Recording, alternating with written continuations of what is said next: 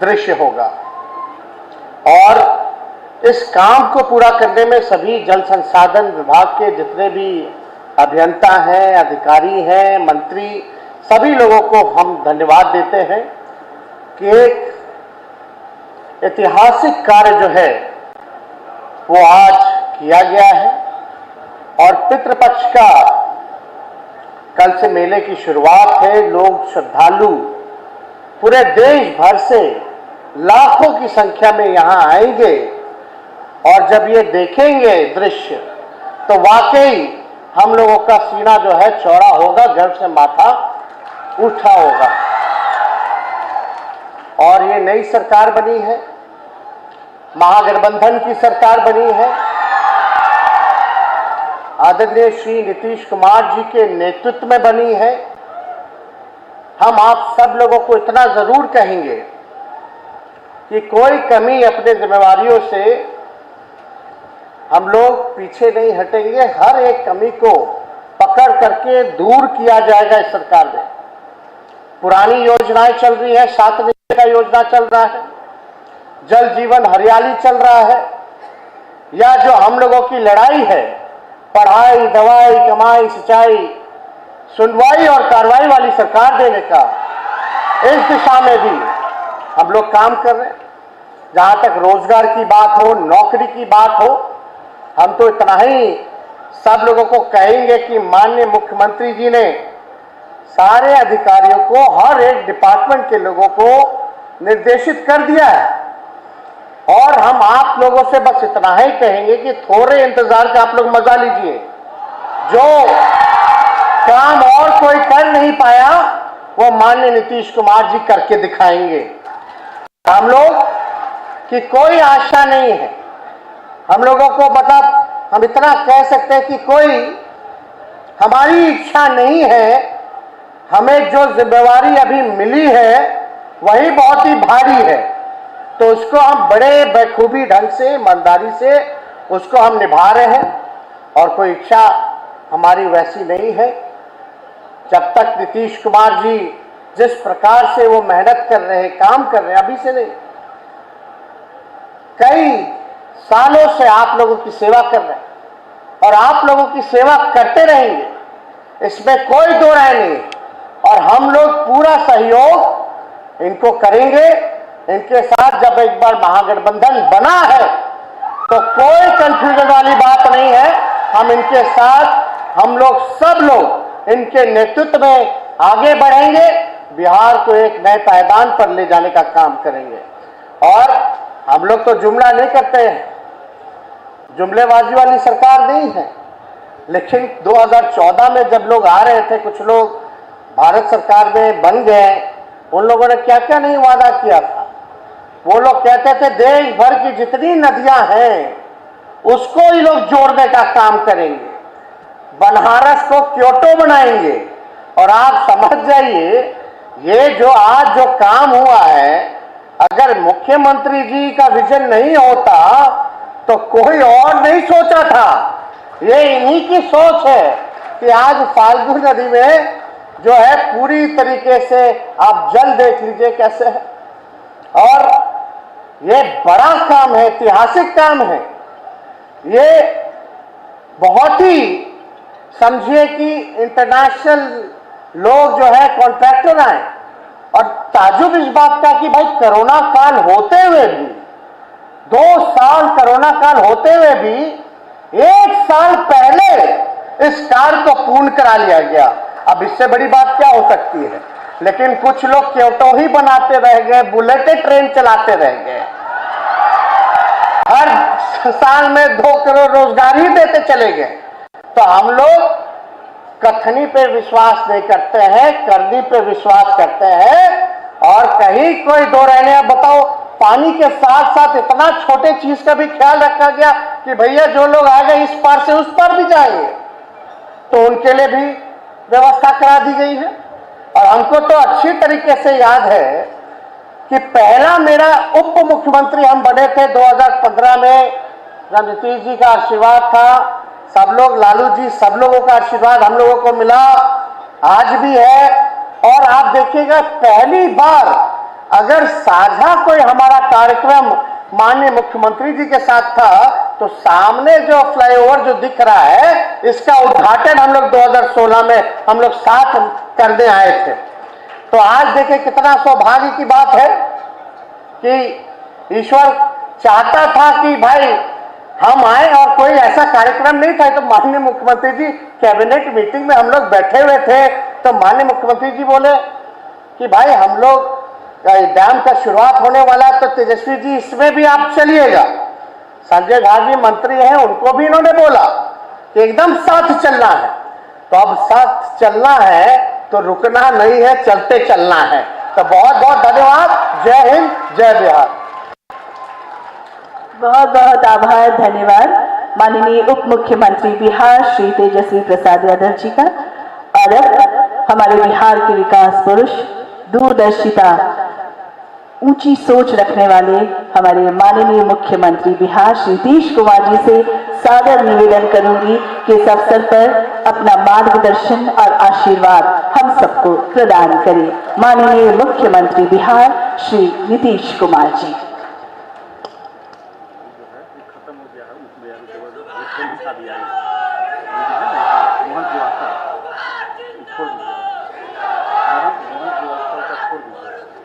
नहीं कुछ अभी उसको लिखा दिया कि हाँ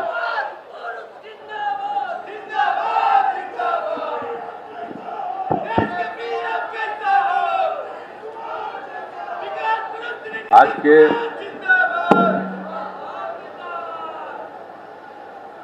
फल्गु नदी में निर्मित रबर डैम और जिसका नामकरण हमसे पूछा गया, मैंने ही कहा कि इसका नामकरण होगा गया जी डैम।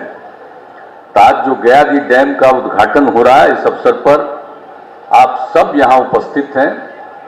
मैं आप सब लोगों का स्वागत करता हूं, आपका अभिनंदन करता हूं। और आज के इस कार्यक्रम में यहां उपस्थित हैं माननीय उप मुख्यमंत्री श्री तेजस्वी प्रसाद यादव जी, यहां पर उपस्थित हैं माननीय पूर्व मुख्यमंत्री श्री जीतन राम मांझी जी, माननीय मंत्री वित्त एवं वाणिज्य कर विभाग श्री विजय कुमार चौधरी जी, माननीय मंत्री जल संसाधन विभाग श्री संजय कुमार झा जी, माननीय मंत्री भवन निर्माण विभाग श्री अशोक कुमार चौधरी जी, माननीय मंत्री सहकारिता विभाग श्री सुरेंद्र प्रसाद यादव जी, माननीय मंत्री राजस्व एवं भूमि सुधार विभाग श्री आलोक कुमार जी, माननीय मंत्री अनुसूचित जाति एवं अनुसूचित जनजाति विभाग श्री संतोष कुमार सुमन जी, माननीय मंत्री पर्यटन विभाग श्री सरबजीत कुमार जी, माननीय मंत्री अल्पसंख्यक कल्याण विभाग जनाब जमा खां साहब, यहां उपस्थित पूर्व मंत्री और माननीय विधायक गया श्री प्रेम कुमार जी, गया के माननीय सांसद श्री विजय मांझी जी, टिकारी के माननीय विधायक श्री अनिल कुमार सिंह जी, बाराचट्टी के माननीय विधायक श्रीमती ज्योति मांझी जी, अत्री के माननीय विधायक श्री अजय कुमार जी, सिरघाटी के माननीय विधायक श्रीमती मंजू अग्रवाल जी, गुरुआ के माननीय विधायक श्री विभय कुमार जी, माननीय विधान पार्षद श्री संजीव श्याम सिंह जी, श्रीमती मनोरमा देवी जी, श्री विनोद प्रसाद यादव जी, श्री कृष्णनंदन यादव जी, श्री अभय कुशवाहा जी, श्रीमती समता देवी जी, श्री उपेंद्र प्रसाद जी, श्री अनुज कुमार सिंह जी, मोहतरमा रोजनी नाजिस साहिबा, गणेश पासवान जी, गया नगर निगम के महापौर और इस सभा में उपस्थित विभिन्न दलों के सम्मानित नेतागण और इस सभा में उपस्थित सभी जनप्रतिनिधिगण, यहां इस कार्यक्रम में मौजूद राजस्व एवं भूमि सुधार विभाग के अपर मुख्य सचिव श्री ब्रजेश मेहरोत्रा जी, पर्यटन विभाग के प्रधान सचिव श्री संतोष कुमार मल्ल जी, जल संसाधन विभाग और आपदा प्रबंधन विभाग के सचिव श्री संजय अग्रवाल जी, आपदा प्रबंधन प्राधिकार, उसके आपदा प्रबंधन प्राधिकार के माननीय सदस्य श्री मनीष कुमार वर्मा जी, मुख्यमंत्री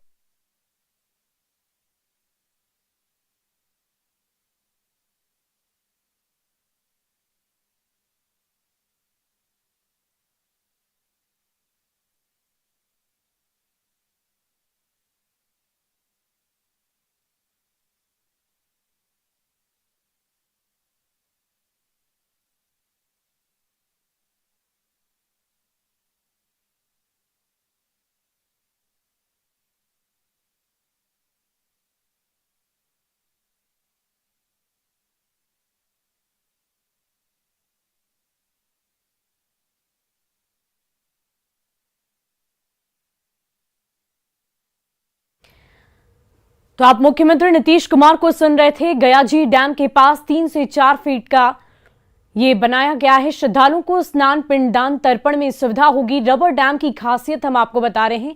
मुख्यमंत्री नीतीश कुमार इस वक्त कार्यक्रम में मौजूद हैं और सभी को सब लोगों ने बात बता दी। और जो हम लोगों ने फल्गु नदी में रबर डैम बनाने के बारे में निर्णय लिया, तो आप सब लोगों को मालूम है कि ये तो इसके लिए हमने कहा कि भाई यहां पर तो जो आते हैं और सालों भर लोग करते रहते हैं यहां पर आकर के, तो इसके लिए जरूरी है कि जो कुछ भी कर सके अपने पूर्वजों के पिंडदान करने हेतु, और जो गया में पूरे देश भर से और यहां तक कि जो यहां के लोग विदेशों में रहते हैं वो भी पधारते हैं, लाखों की संख्या में यहां पधारते हैं। और जो गया है ये स्थल है, इसका तो एक बहुत ही विशेष महत्व है। और आप सबको मालूम है कि किस तरह से कि गया मोक्ष की भूमि है और हर वर्ष पितृपक्ष मेले का आयोजन जो होता है, और जानते हैं इस बार भी 9 से ही है। और जब ये शुरू आज से नहीं, हम लोग तो बचपन से इस बात को जानते थे और हम लोगों को भी यहां काम करने का मौका मिला, तब भी तो जानते ही थे। लेकिन एक बार हमको याद है अच्छी तरह कि हम जब थे, मुख्यमंत्री बने ही थे, तो एक बार हम जा रहे थे दिल्ली प्लेन से, और एक महिला ने रास्ते में हमको कहा कि भाई गया में देखिए हम लोग जाते हैं ये पितृपक्ष मेला में और वहां पर व्यवस्था ठीक नहीं रहती है। तो हमने उनको कह दिया था कि भाई देखिए हम तो इसके बारे में कभी वहां जा करके तो नहीं देखे हैं, लेकिन आप कह रही हैं, अब अगली बार से इसके पहले ही हम एक एक चीज को देखेंगे और यहां पर सब तरह की व्यवस्था हो इसका ख्याल रखेंगे। और आपको मालूम है ना कि 8 से ही हम लोग कितना बार आते रहते हैं, सब तरह का काम ठीक रहे, किसी को आने में दिक्कत नहीं हो, हर तरह की सुविधाएं हम लोगों ने की है। तो कौन सा ऐसा काम है जिसको हम लोगों ने इस काम को पूरा नहीं किया? आप समझ लीजिए, ये 15 दिन में जो लोग आते हैं बहुत बड़ी संख्या में 6 से 8 लाख लोग आते हैं बाहर से इस 15 दिन के अंदर। तो उसके लिए तो एक एक चीज को देखना बहुत जरूरी होता है कि सब तरह से। तो हमने 8-9 आइटम बना दिए, और जब होता है तभी भी कुछ दिन पहले आ गए थे हम लोग सबसे मीटिंग करके और एक एक चीज को देख करके और सबसे पूछ लिया। सारे अधिकारियों ने बता दिया कि हम लोगों ने सारा काम कर लिया कि कोई भी आएंगे उनको आने जाने में दिक्कत नहीं हो। ये सब जितना भी पशु जो इधर से उधर रहता है सबको हम पहले ही से कहे कि उसको एक किनारे में रखिएगा इस बीच में, ताकि किसी को कोई आने जाने में दिक्कत नहीं हो। तो हर तरह से सब काम करते हुए, और जो लोग बाहर से आते हैं उनको रहने होने का भी ठीक ठाक इंतजाम होना चाहिए। एक एक चीज को देख लीजिए। और जब सब लोग आते हैं और ज्यादातर लोग बिहार के बाहर से आते हैं, और जब देखते रहेंगे कि यहाँ पर उनको सुविधा होती है, तो सब जगह इसकी प्रशंसा करेंगे। तो पहले की तुलना में तो और भी लोग आने लगे। अब पिछले 2 साल से भले ही आप जानते हैं कोरोना का दौर चला तो नहीं हो रहा था, और इस बार तो फिर हो ही रहा। तो इसी बीच में सब चीज को हम लोग जो देखते रहते थे, तो इसमें हम लोगों को लगा कि भाई फल्गु नदी में पानी खत्म हो जाता है, इस बीच में कुछ दिन पानी रहता, आते हैं लोग सालों भर, लेकिन पानी खत्म हो जाता है, लोगों को बहुत दिक्कत होती है। इसलिए इसके लिए हम लोगों को एक रबर डैम के बारे में काम करना पड़ेगा, देखना पड़ेगा कि भाई यहां पर जो आते हैं और इनको हर समय बिल्कुल उपलब्ध रहना चाहिए यहां पर। तो इसी के लिए भी आपको बता दिया गया कि सबसे बड़ा रबर डैम इस देश का बन गया है। अब कितनी सुविधा होगी, कभी भी पानी खत्म नहीं होगा। ये जो देख रहे हैं ये कोई इसी मौसम की बात नहीं है, हर समय 12 महीना आपको रहेगा, 2 फीट 3 फीट तक यहाँ पर पानी रहेगा। कभी भी कोई कहीं से भी आएंगे उनको किसी तरह की कोई असुविधा नहीं होगी, लोग प्रसन्न रहेंगे। और बिहार के भी तो जानते ही हैं और अनेक जगहों के लोग यहां पर तो आते ही हैं। तो इस तरह से जो यहां पर का एक पूरा सब चीज है, तो ये जो हो रहा है, तो आप तो अब आज कल से पितृपक्ष मेले का भी शुरुआत हो जाएगा, तो सब लोग आएंगे, किसी तरह से दिक्कत नहीं हो। और इसके लिए हम लोगों ने जो काम शुरू किया, आप समझ लीजिए कि अब इसके लिए फल्गु नदी में तो कितना मीटर हम लोगों ने करवा दिया है, जो भी हमने बता दिया कि सबसे कम अगर होगा तो 2 मीटर का होगा, कभी भी उससे कम कभी नहीं होगा। ये सब चीज हम लोग करेंगे। और आपको मैं बता देना चाहता हूं कि एक ही खाली हम लोग रबर डैम नहीं बना रहे हैं, ये देख रहे हैं कि ब्रिज भी बनवाए हैं, और फिर उसके बाद बगल में नाला का निर्माण करवाए हैं कि कोई बाहर से पानी आ जाएगा और फिर चला जाता है नदी में, वो ठीक नहीं होता। इसलिए बाहर से जो भी पानी आवेगा उसका अलग रहेगा, कभी भी इस नदी में वो पानी नहीं जा पाएगा, वो दूसरी तरफ जाएगा और उसको शुद्ध करके फिर उसका इस्तेमाल करेंगे। वो भी सब काम हम लोगों ने किया। तो एक एक काम करते हुए जिस तरह से इस सब चीज को काम किया गया, तो आप समझ लीजिए कि इसमें पूरे तौर पर लगभग 324 करोड़ रुपए की लागत आई है। और इसमें हम लोगों ने इसके निर्माण में जो Indian institute of technology Roorkee का है, उसके तकनीकी सेवाओं का लिया। जब हम लोगों को मन में आया, तो हम तो आज से नहीं, जब हम इंजीनियरिंग की पढ़ाई पढ़े हैं और तभी से ना हम जानते हैं भाई, हम तो पहले भी जाते रहे, जब एमपी थे तब वहां जाते थे, केंद्र में मंत्री थे तब वहां जाते थे, और हमको मालूम है कि वो बहुत अच्छा है इंस्टीट्यूशन। हमने इन लोगों को कहा कि वहीं से लोगों को, अब तो वो भी हो गए IIT, लेकिन वही रुड़की वाले को भी बुलाइए और इंजीनियर्स लोग देख लेंगे, और उसके बाद इसके बारे में क्या किस तरह से बनवाया जाए, इन सब चीजों के बारे में वो सलाह देंगे। तो ये सब काम करवा दिया गया। अब तो आप देख न रहे हैं, अब तो इसको बिल्कुल इसी का नाम दिया गया, रबर डैम का नाम। ये तो सबसे पौराणिक जगह है ना जी, आई तो इतना जगह पौराणिक जगह है कि इसको तो जो ये पूरा का इलाका है, जब भी हम आए हैं तो इसको तो गया जी ही ना बोलते हैं। बाकी सब जगह का नाम गया है, लेकिन असली जगह जो पौराणिक है वो यही गया जी है। तो इसी स्थल का नाम चूंकि गया जी है, इसलिए हमने कहा कि ये जो रबर डैम बन रहा है, तो इसका नाम हम लोग गया जी डैम कहेंगे। तो इसका नामकरण हो गया गया जी डैम। तो इसीलिए आप सबको पता ही है कि, और इसके बाद आप जानते ही हैं कि सबको जाना रहता है, तो पैदल ही जाने के लिए हम लोगों ने पिंडदान के दौरान जो लोग सीता कुंड भी पधारते हैं, तो उसके लिए भी हम लोगों ने ये सुविधा की कि इसके लिए फुट ओवर ब्रिज ये बनवाया। और उसके बाद हम सब देख करके आए थे कि वहां से जाने का रास्ता भी बनाइएगा, सीता कुंड तक जाने का। तो हम पिछली बार अभी कुछ दिन पहले आए या सब जाकर के देखा, तो हमने कहा विभाग को कि भाई मेरी पुरानी बात भूल गए, वहां जाने के लिए तो हमने कहा था कि रास्ता बना दीजिए। अभी 15 ही दिन के बाद सब लोग आने वाले हैं, तो जल्दी से जल्दी काम कीजिए। अब मुझको खुशी है, वो भी काम कर दिए। अब जो लोग भी यहां से जाएंगे और उधर से पैदल जाकर के पहुंच जाएंगे सीता कुंड, तो सब लोग जो यहां आते हैं वहां भी जाते हैं। तो इसलिए आप सब लोगों को मालूम है कि पूरे तरह पर सब तरह की सुविधा कर दी गई है। अब आप तो जान ही रहे हैं कि सब तरह से हम लोगों ने पूरे तौर पर कर लिया है। और जैसा कि आपको बता ही रहे थे माननीय उप मुख्यमंत्री जी भी, और सब आप सोच लीजिए अब तो ये सब काम हो ही गया। जितने लोग भी आएंगे और उन सब लोगों के लिए तो पूरा का पूरा करने के लिए तो समूचा है ही, तो ये सब काम तो लोग करेंगे ही।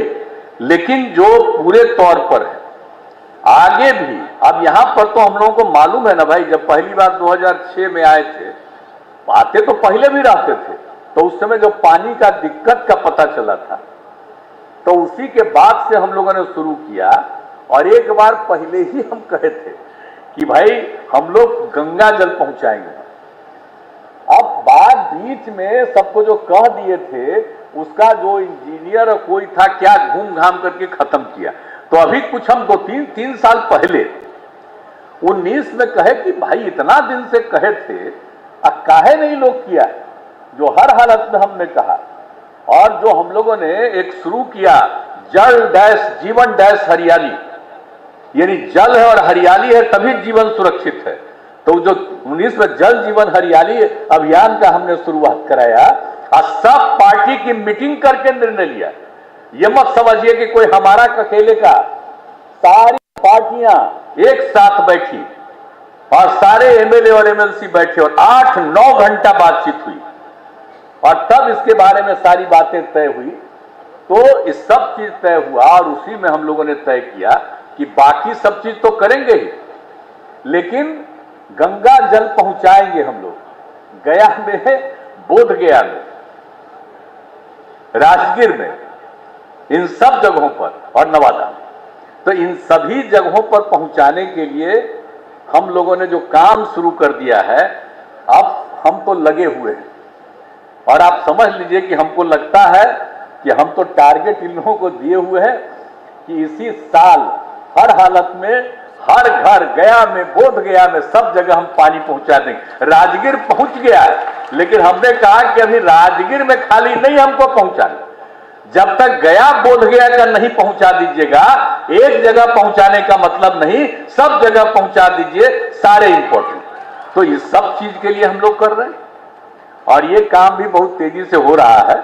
और इन लोगों ने तो आश्वस्त किया है कि अक्टूबर तक तो हो ना जाएगा भाई, अक्टूबर के अंत तक जरूर हो जाएगा।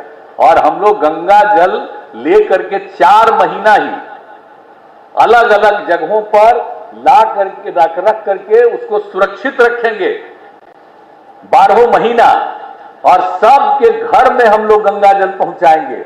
अब आप सोचिए किस तरह से गंगा जल का को आप मानते हैं कि इतना पवित्र है और सब कुछ करते हैं।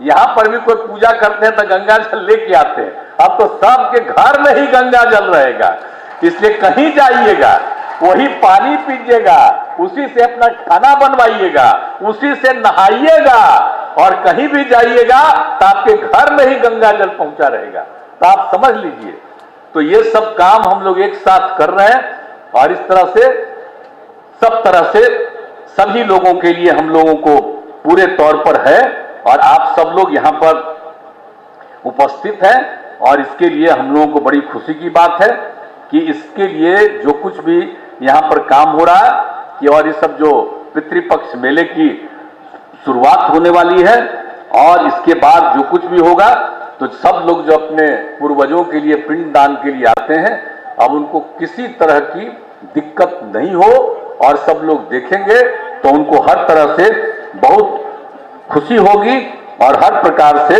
सब लोगों को एक तरह से इसका लाभ मिलेगा। और मुझको तो पूरा भरोसा है कि जब ये बन जाएगा, बन गया है और इस बार जो लोग देखेंगे और सब तरह से सब कुछ हो जाएगा, तो आप पक्का जान लीजिए कि सब दिन लोग और संख्या में आएंगे और सब लोगों को इस बात को लेकर के खुशी होगी। इसलिए आज के अवसर पर यहाँ आने का और मुझको बहुत खुशी है कि अब ये काम हो गया। अब इस काम के लिए अब सब लोग इसका, सबको इनको फायदा मिलेगा। अब बीच बीच में जब जब हम आते रहे, यहाँ पर भी सैकड़ों लोग कहीं कहीं जाते थे, उपस्थित रहते थे और सब कहते रहते थे कि नहीं ठीक हो रहा है, ये हो जाएगा तो बहुत अच्छा है, यहाँ के लोग कह रहे थे। इसलिए अब तो सबको अब खुशी होगी। तो इन्हीं शब्दों के साथ कि आज ये अवसर मिल गया, जाने का मौका मिल गया, अब किसी तरह की, और हम लोग हमेशा ख्याल रखेंगे, एक बात जान लीजिए, किसी तरह की कोई कठिनाई नहीं आवे, तो हम लोग इस सब के लिए प्रयास करते रहेंगे। और आप सब लोगों के बीच में आकर के आज इसका उद्घाटन भी करने का अवसर मिला और आप सब यहाँ मौजूद थे। पुनः मैं आप सबको धन्यवाद देता हूँ और आपका मैं अभिनंदन करता हूँ और अपनी बात समाप्त करता हूँ। कोटि कोटि धन्यवाद माननीय मुख्यमंत्री महोदय को कि इस खास अवसर पर, इस महत्वाकांक्षी योजना के लोकार्पण के अवसर पर आपने हम सबको मार्गदर्शन दिया, अपना आशीर्वाद प्रदान किया। हम सबकी तरफ से आपको कोटि कोटि धन्यवाद। और अब मंचासीन सभी सम्माननीय